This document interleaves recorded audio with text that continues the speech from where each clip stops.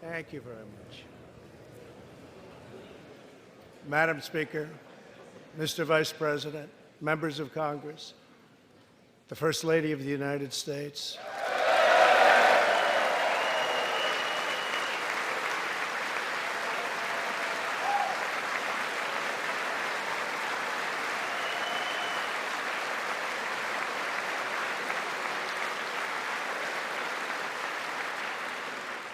and my fellow citizens, 3 years ago, we launched the Great American Comeback.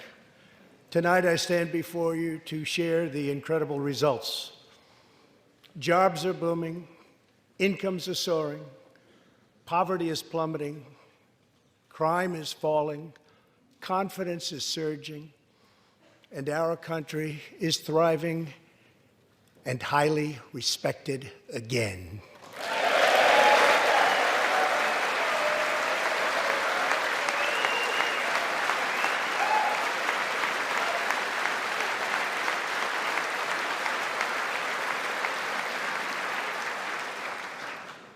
America's enemies are on the run, America's fortunes are on the rise, and America's future is blazing bright.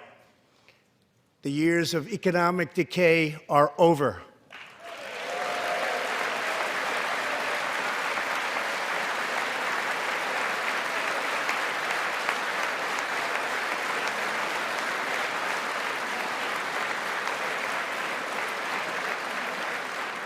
The days of our country being used, taken advantage of, and even scorned by other nations are long behind us.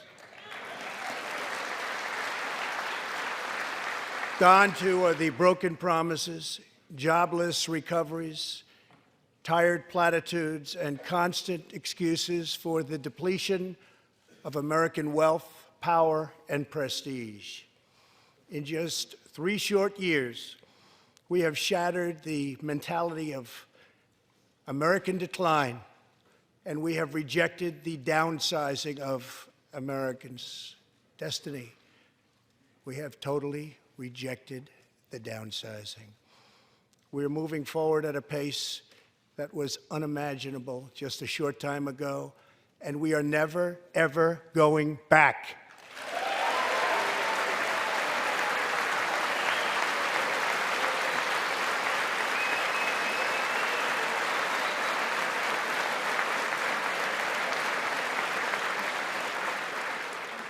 I am thrilled to report to you tonight that our economy is the best it has ever been.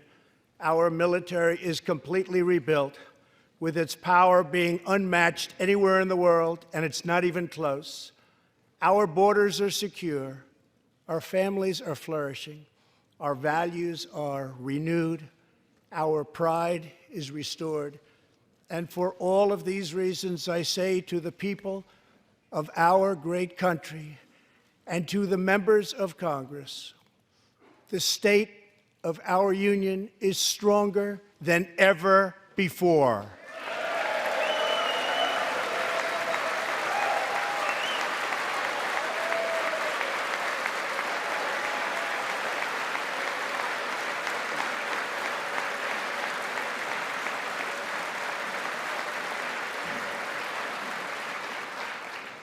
The vision I will lay out this evening demonstrates how we are building the world's most prosperous and inclusive society, one where every citizen can join in America's unparalleled success, and where every community can take part in America's extraordinary rise. From the instant I took office, I moved rapidly to revive the U.S. economy, slashing a record number of job-killing regulations, enacting historic and record-setting tax cuts, and fighting for fair and reciprocal trade agreements.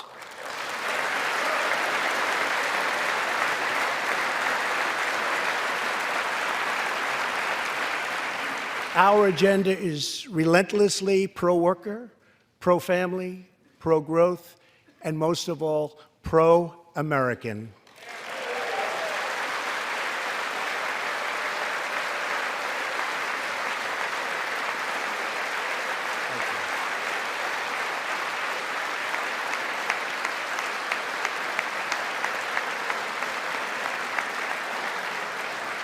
Thank you. We are advancing with unbridled optimism and lifting our citizens of every race, color, religion, and creed very, very high. Since my election, we have created 7 million new jobs, 5 million more than government experts projected during the previous administration.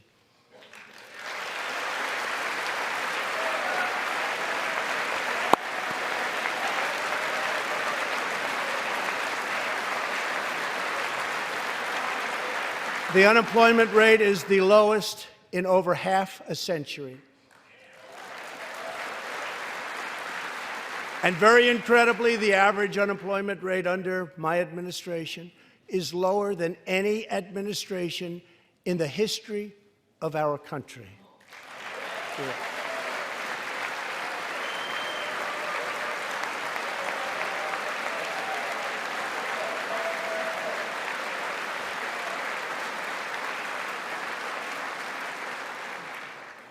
If we hadn't reversed the failed economic policies of the previous administration, the world would not now be witnessing this great economic success.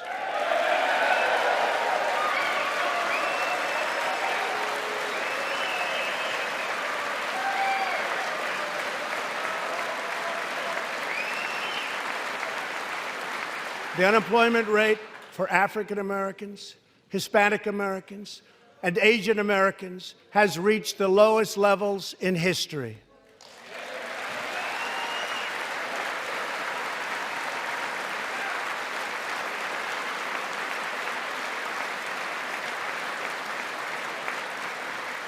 African American youth unemployment has reached an all-time low.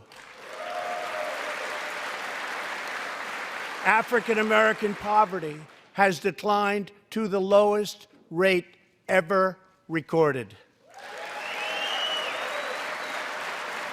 The unemployment rate for women reached the lowest level in almost 70 years, and last year women filled 72% of all new jobs added.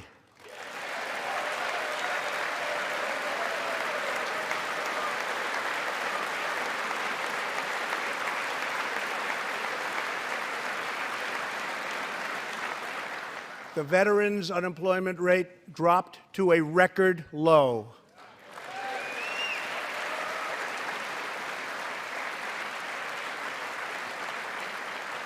The unemployment rate for disabled Americans has reached an all-time low.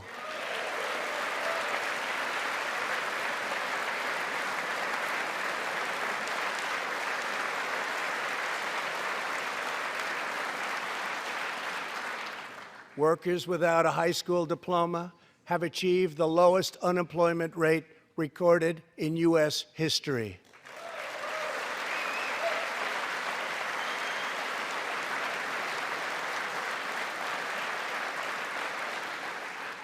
A record number of young Americans are now employed.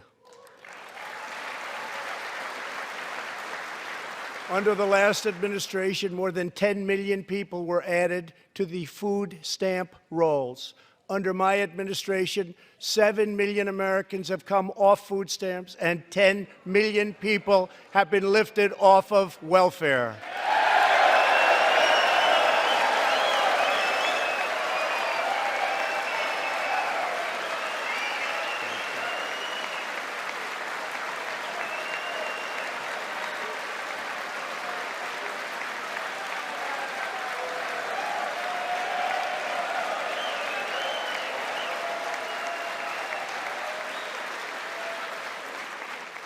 In 8 years under the last administration, over 300,000 working-age people dropped out of the workforce. In just 3 years of my administration, 3.5 million people, working-age people, have joined the workforce.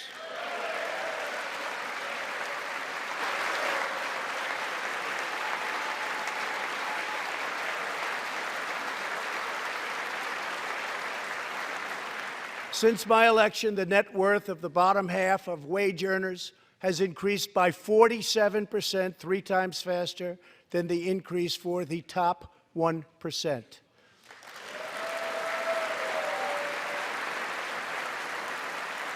After decades of flat and falling incomes, wages are rising fast, and wonderfully, they are rising fastest for low-income workers who have seen a 16% pay increase since my election.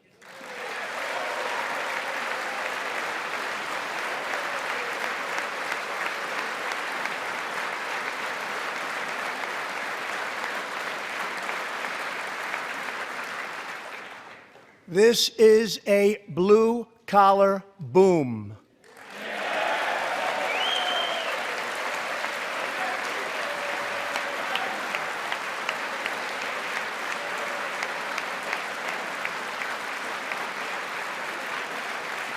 Real median household income is now at the highest level ever recorded.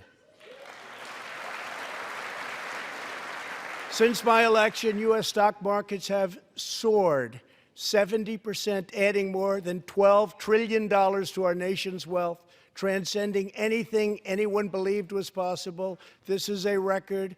It is something that every country in the world is looking up to. They admire.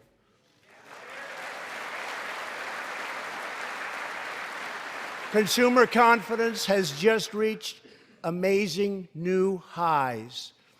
All of those millions of people with 401ks and pensions are doing far better than they have ever done before, with increases of 60, 70, 80, 90, and 100% and even more.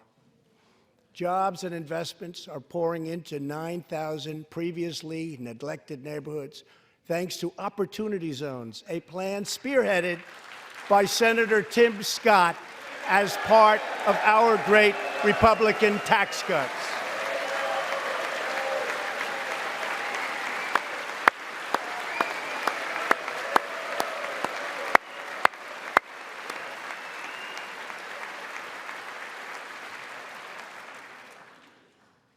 In other words, wealthy people and companies are pouring money into poor neighborhoods or areas that haven't seen investment in many decades, creating jobs, energy, and excitement.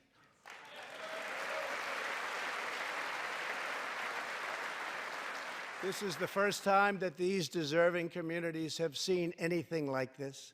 It's all working. Opportunity Zones are helping Americans like Army veteran Tony Rankins from Cincinnati, Ohio. After struggling with drug addiction, Tony lost his job, his house, and his family. He was homeless.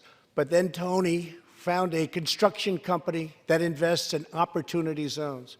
He is now a top tradesman, drug-free, reunited with his family, and he is here tonight. Tony, keep up the great work, Tony.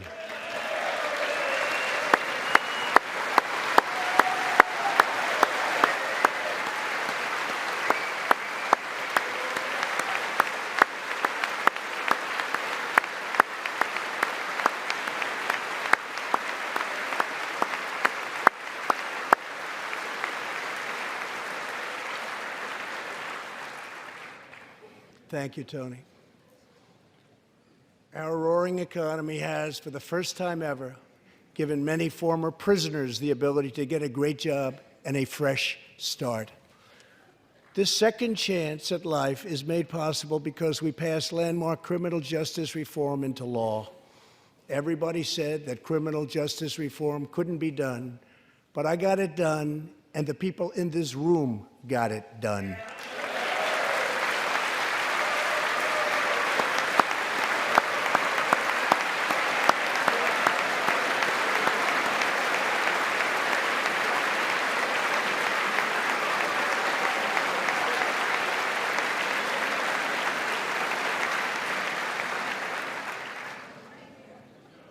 Thanks to our bold regulatory reduction campaign, the United States has become the #1 producer of oil and natural gas anywhere in the world, by far.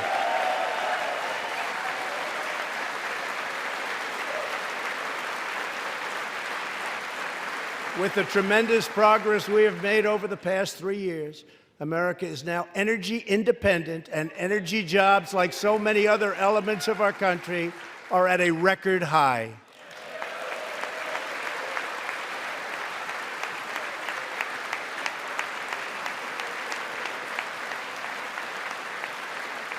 We are doing numbers that no one would have thought possible just 3 years ago.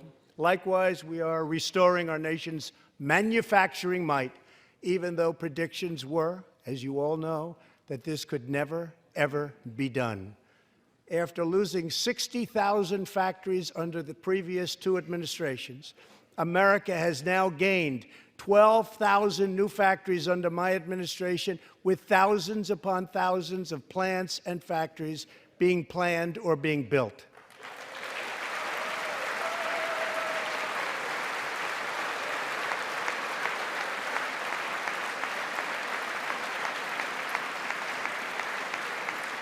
Companies are not leaving. They are coming back to the USA. The fact is that everybody wants to be where the action is, and the United States of America is indeed the place where the action is.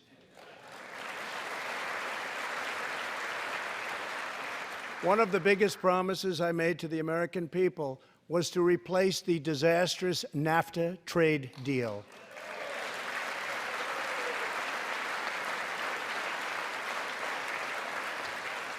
In fact, unfair trade is perhaps the single biggest reason that I decided to run for president. Following NAFTA's adoption, our nation lost 1 in 4 manufacturing jobs. Many politicians came and went, pledging to change or replace NAFTA, only to do so, and then absolutely nothing happened. But unlike so many who came before me, I keep my promises. We did our job.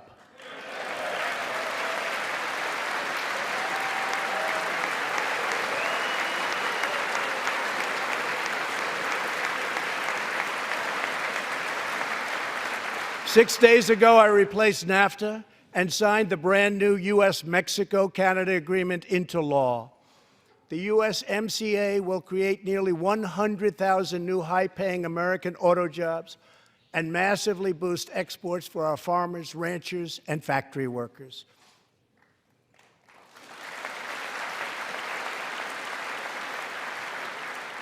It will also bring trade with Mexico and Canada to a much higher level, but also to be a much greater degree of fairness and reciprocity. We will have that fairness and reciprocity, and I say that finally because it's been many, many years that we were treated fairly on trade.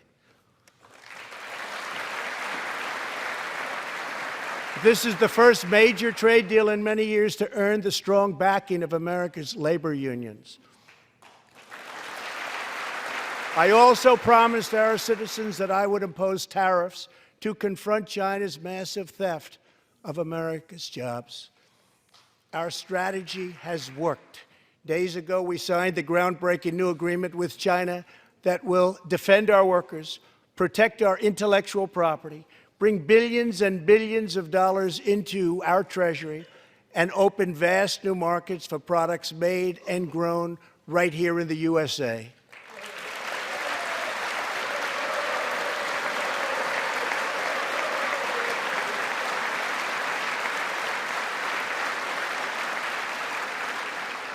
For decades, China has taken advantage of the United States. Now we have changed that. But at the same time, we have perhaps the best relationship we've ever had with China, including with President Xi.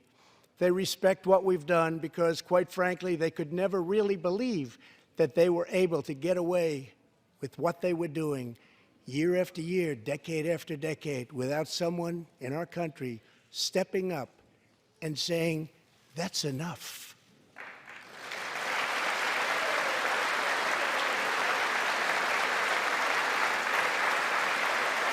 Now we want to rebuild our country, and that's exactly what we're doing. We are rebuilding our country.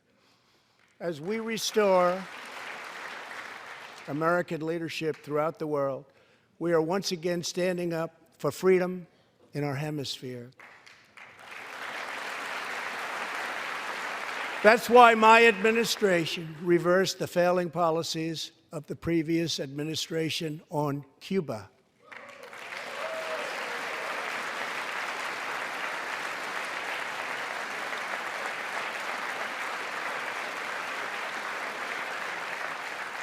We are supporting the hopes of Cubans, Nicaraguans, and Venezuelans to restore democracy. The United States is leading a 59-nation diplomatic coalition against the socialist dictator of Venezuela, Nicolas Maduro.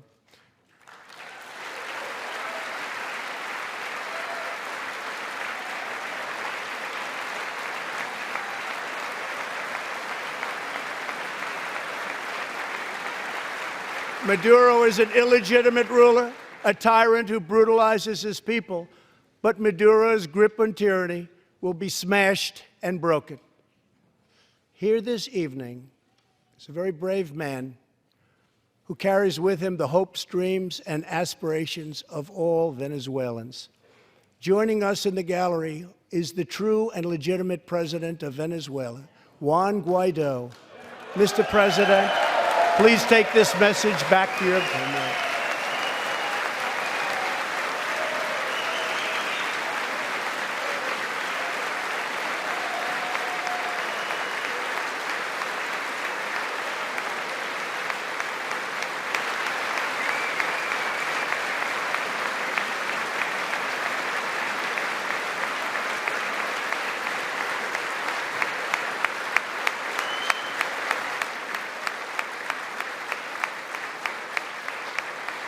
Thank you, Mr. President.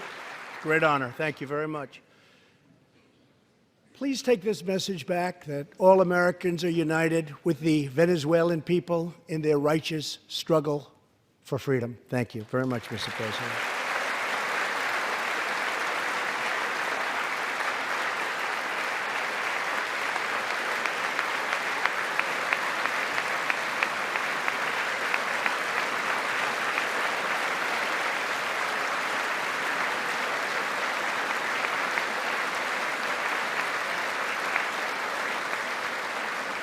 Thank you very much.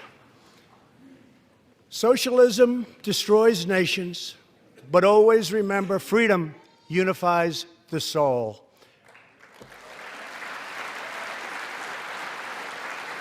To safeguard American liberty, we have invested a record-breaking $2.2 trillion in the United States military.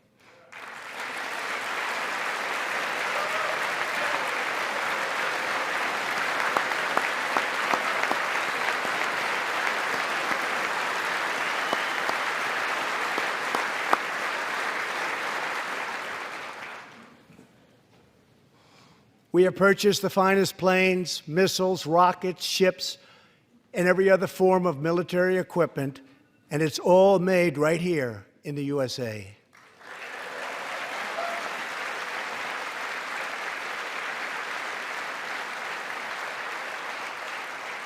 We are also getting our allies, finally, to help pay their fair share.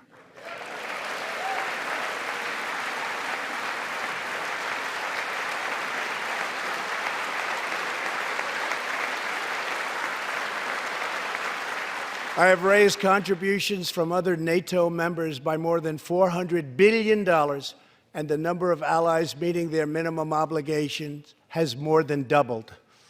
And just weeks ago, for the first time since President Truman established the Air Force, more than 70 years earlier, we created a brand new branch of the United States Armed Forces.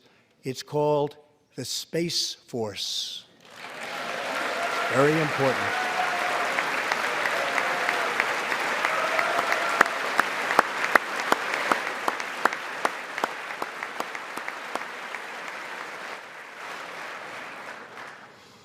In the gallery tonight, we have a young gentleman, and what he wants so badly, 13 years old, Ian Lawnfay. He's an 8th grader from Arizona. Ian, please stand up. Ian has always dreamed of going to space. He was the first in his class and among the youngest at an aviation academy. He aspires to go to the Air Force Academy, and then he has his eye on the Space Force. As Ian says, most people look up at space. I want to look down on the world.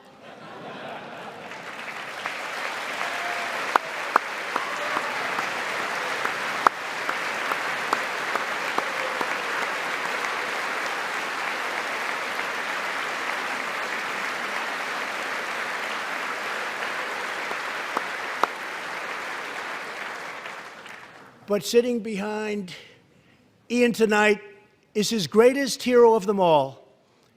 Charles McGee was born in Cleveland, Ohio, 1 century ago.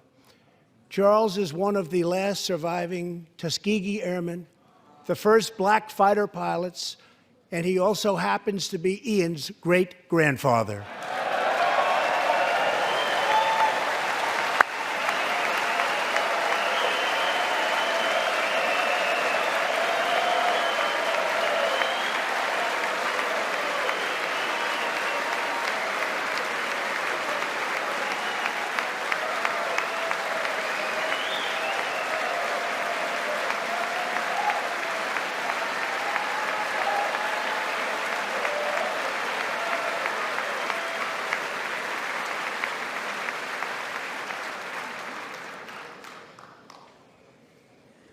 Incredible story. After more than 130 combat missions in World War II, he came back home to a country still struggling for civil rights and went on to serve America in Korea and Vietnam. On December 7th, Charles celebrated his 100th birthday.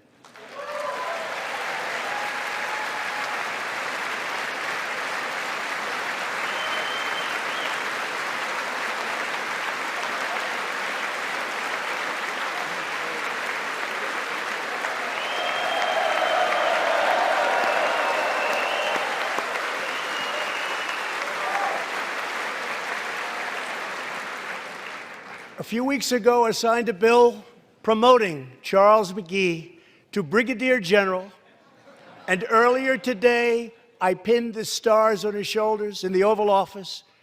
General McGee, our nation salutes you. Thank you, sir.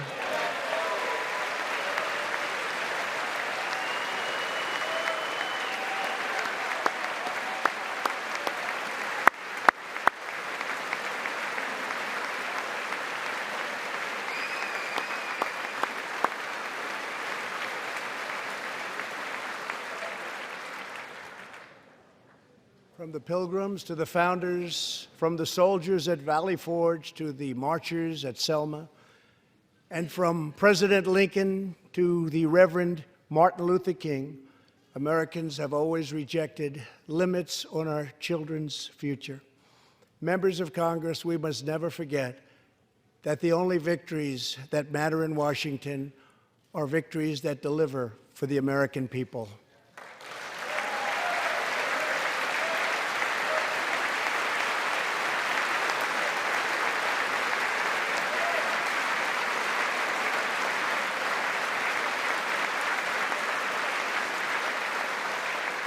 The people are the heart of our country. Their dreams are the soul of our country, and their love is what powers and sustains our country. We must always remember that our job is to put America first.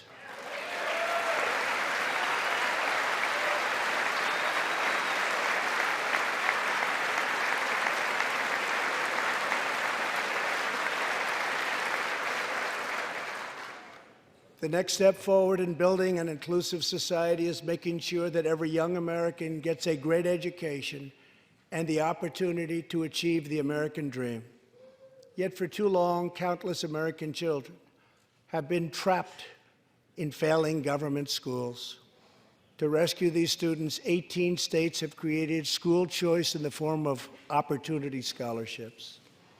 The programs are so popular that tens of thousands of students remain on a waiting list. One of those students is Janiyah Davis, a 4th grader from Philadelphia. Janiyah.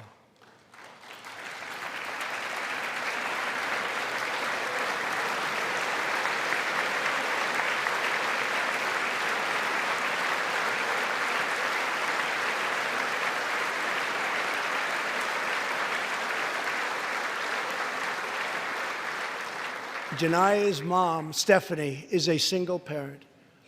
She would do anything to give her daughter a better future. But last year, that future was put further out of reach when Pennsylvania's governor vetoed legislation to expand school choice to 50,000 children. Jania and Stephanie are in the gallery. Stephanie, thank you so much for being here with your beautiful daughter. Thank you very much.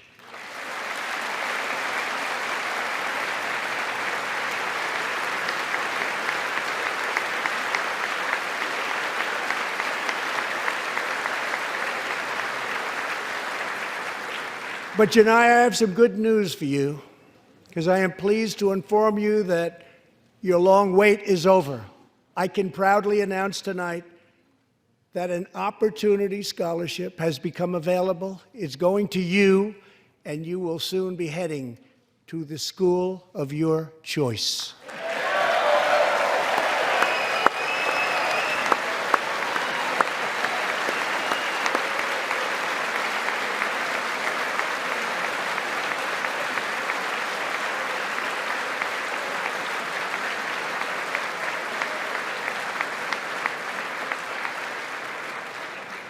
Now I call on Congress to give 1 million American children the same opportunity Jania has just received. Pass the Education Freedom Scholarships and Opportunities Act, because no parent should be forced to send their child to a failing government school.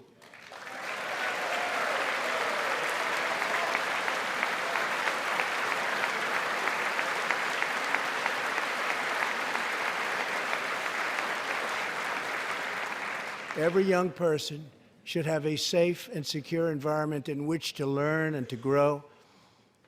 For this reason, our magnificent First Lady has launched the Be Best initiative to advance a safe, healthy, supportive, and drug-free life for the next generation, online, in school, and in our communities. Thank you, Melania, for your extraordinary love and profound care for America's children. Thank you very much.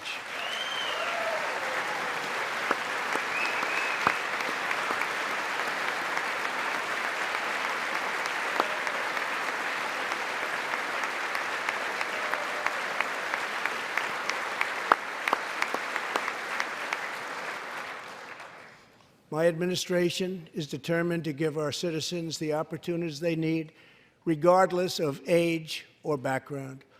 Through our pledge to American workers, over 400 companies will also provide new jobs and education opportunities to almost 15 million Americans. My budget also contains an exciting vision for our nation's high schools. Tonight, I ask Congress to support our students and back my plan to offer vocational and technical education in every single high school in America.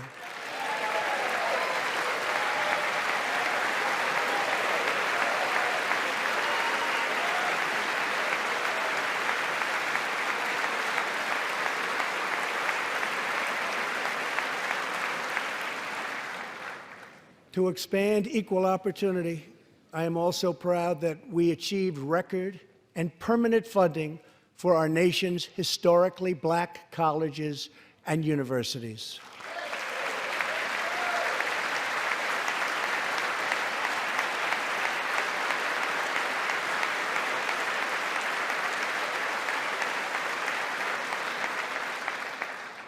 A good life for American families also requires the most affordable, innovative, and high-quality health care system on earth. Before I took office, health insurance premiums had more than doubled in just 5 years. I moved quickly to provide affordable alternatives. Our new plans are up to 60% less expensive and better.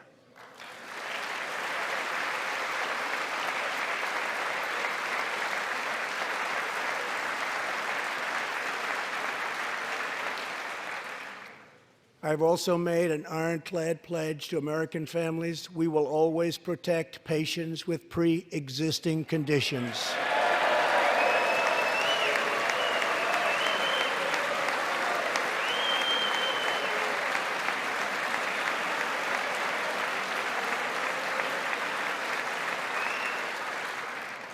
And we will always protect your Medicare, and we will always protect your Social Security, always.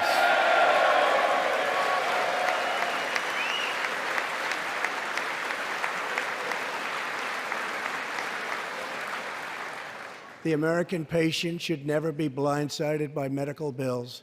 That is why I signed an executive order requiring price transparency.